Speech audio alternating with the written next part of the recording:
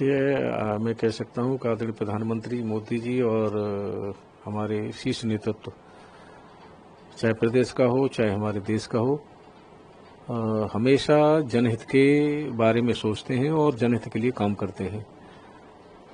जाति जनगणना की मैं कह सकता हूँ एक स्वागत के योग्य उनका कदम है, जो जिससे सामान्य वर्ग हो, चाहे पिछड़ा वर्ग हो, चाहे अति पिछड़ा हो, चाहे अनुसूचित हो, चाहे हमारे आदिवासी हो, सभी की एक संख्या निकल करके आएगी।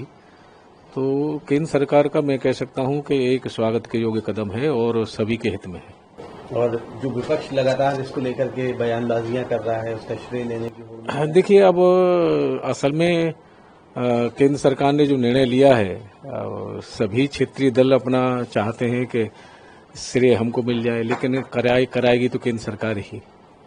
तो केंद्र सरकार, श्रेय तो केंद्र सरकार को ही जाएगा, जनता सब जान रही है और देश प्रदेश की।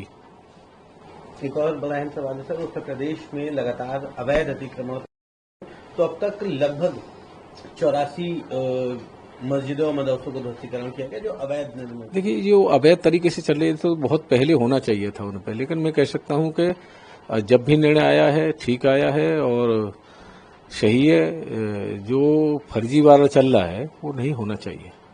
एक और बड़ा अहम सवाल है, हिंदू संगठन 4 मई यानी कल धर्म संसद करने जा रहे हैं, जिसमें कई बड़े नेता शामिल हैं।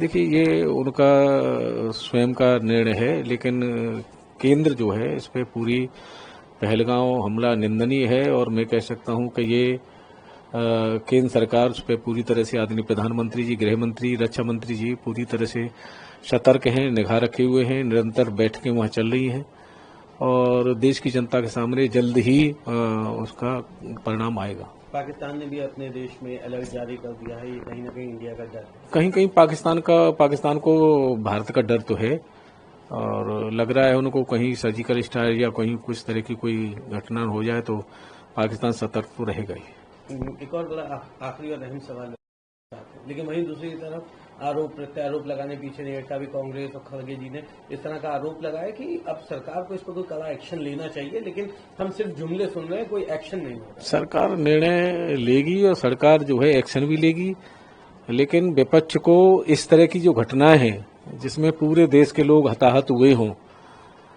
सभी प्रदेशों के लोग लगभग हताहत हुए हैं, तो मैं कह सकता हूं विपक्ष को इस तरह की निंदनीय घटना में और राजनीति नहीं करनी चाहिए।